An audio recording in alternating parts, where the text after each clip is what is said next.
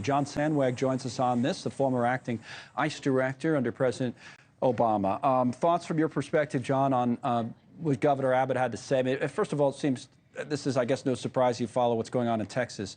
They look at things in an individualistic way. I was talking about Texas kind of versus the other states rather than working with the states.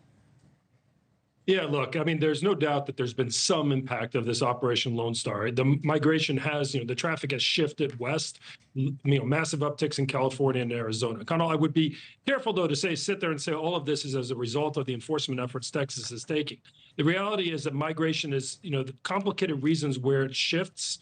And, if you just look back in 2012, over 50% of the traffic was in Arizona before shifting over to Texas. So I think it's too simplistic to simply say, well, Operation Lone Star has kicked the traffic over there. I think I'd also say that the cartels still have a very serious influence on what happens at the Texas border. There's still people crossing into Texas. There's still narcotics getting into Texas. And the problem's a lot more complicated than simply putting razor wire or buoys in a river. Now, on the busing of these migrants from Texas to other cities, it was a big story here in New York and Chicago and other places for some time. As Abbott said to Allie, not happening right now, but he did talk to her about how he saw that and kind of blocking off Texas as being something that was helpful, not hurtful. Here, once again, is the governor of Texas. It kind of helps America because what we've done has led to a dramatic reduction in illegal entry into the United States. Is standing up for the rule of law. Anyone who stands up for the rule of law is helping America. It changed political discourse across America. It opened eyes of people across America. And now we have an entire country saying, whoever's going to be president, you better secure the border. Your thoughts, John?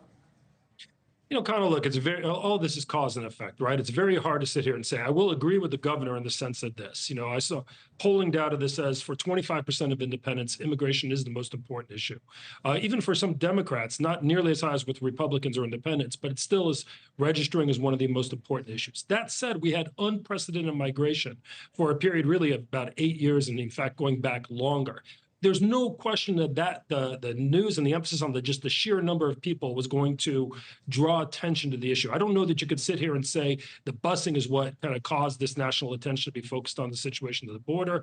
The border's always been a hot button issue in American politics. Right. But certainly it's elevated in the last couple of years. To the point about the election, Kamala Harris's position on the border, whether she was the border czar or just someone who's working on the border, has come up a lot. Now there's been this question about whether she's flip-flopped on the issue, whether she's quote-unquote involved on the issue. Axios had a story today. I want you to respond to this if you can. Her flip-flops on building the border wall is what they talked about. It said the bill itself, that it sets the standards that were set during the Trump administration. Here's where it will be built. Here's how it has to be built, the height, the type, everything during the Trump construction. That's what Senator Lankford had to say, and she supports Senator Lankford's bipartisan bill. Flip-flop, does it matter? What do you say? Well, I think, Connell, to be fair, look, the bipartisan bill had a little bit of a give and take for everybody, right?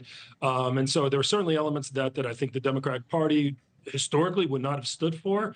And I think that kind of made, it all the more jarring in a sense when actually Congress gets together, passes a bipartisan bill that gets pushed down for, unfortunately, likely political reasons.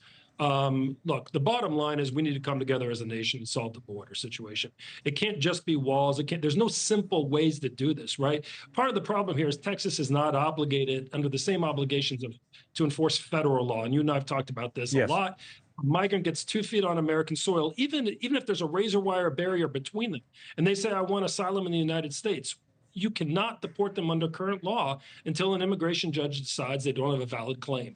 And so Texas is free of that responsibility, is able to do something to push people back into Mexico, not in the same way that the Border Patrol can. You can never convince me the Border Patrol doesn't want to do everything in their legal power to secure our border. Right. They're just limited by the existing law. And unless we come together as a nation and modify those laws, this problem will continue no matter how much razor wire we put along the border itself. John Sandweg, thank you, sir, as always. Thanks so much for watching. Just go to joinnn.com to find News Nation on your television provider. And don't forget to click the red subscribe button below to get more of News Nation's fact-driven, unbiased coverage.